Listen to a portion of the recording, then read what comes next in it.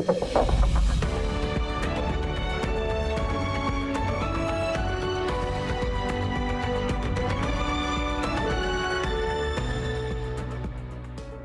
man found guilty of murder has been pardoned by Texas Governor Greg Abbott. Governor Abbott announcing today that U.S. Army Sergeant Daniel Perry will be fully pardoned. This after a unanimous recommendation by the Texas Board of Pardons and Paroles.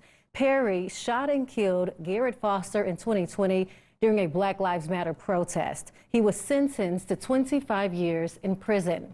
In his announcement, Governor Greg Abbott said, quote, Texas has one of the strongest stand-your-ground laws of self-defense that cannot be nullified by a jury or a progressive district attorney.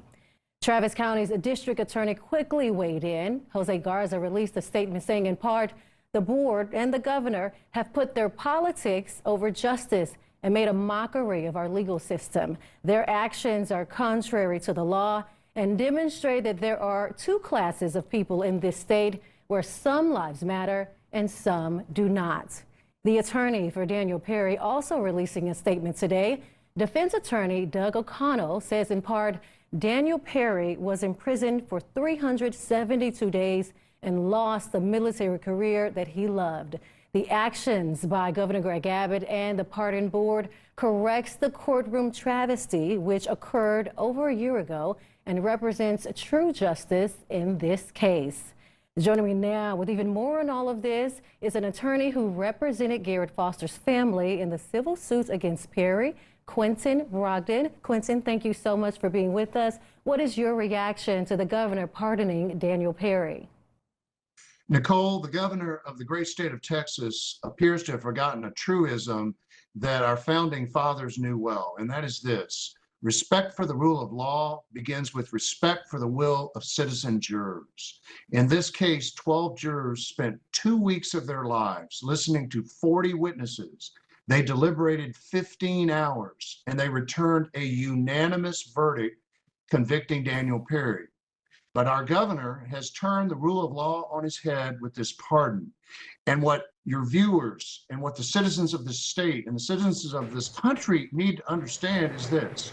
If a governor in a state can do this, can turn the rule of law on its head for one citizen in one circumstance, then it puts all of us at risk. We need to be able to rely upon the rule of law.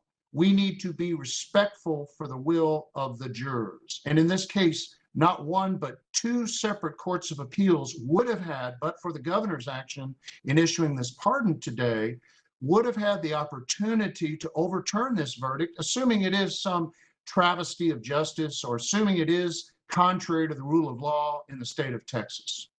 Quentin, Abbott says the jury got it wrong, and Perry claims he shot Foster in self-defense and acted in accordance with Texas's Stand Your Ground law. What is your response to that argument? Daniel Perry had some very fine defense attorneys I know, as a matter of fact, who provided him with an excellent defense, who made those arguments to the jurors and to the judge. And the judge in this case, by the way, didn't even let the jurors hear all of the negative evidence against Daniel Perry. Much of that evidence in the form of social media posts was released only after the verdict was returned. The jurors never even saw most of the inflammatory posting and information and evidence that we only saw later. And so those arguments were raised at the trial court level. And when the case went up on appeal, had the judge, had the governor not circumvented it with his pardon, the courts of appeals would have been able to consider those arguments. But the governor has undone all of that and turned the rule of law on its head here with this pardon. Okay. It's hard not to believe that it has a political basis.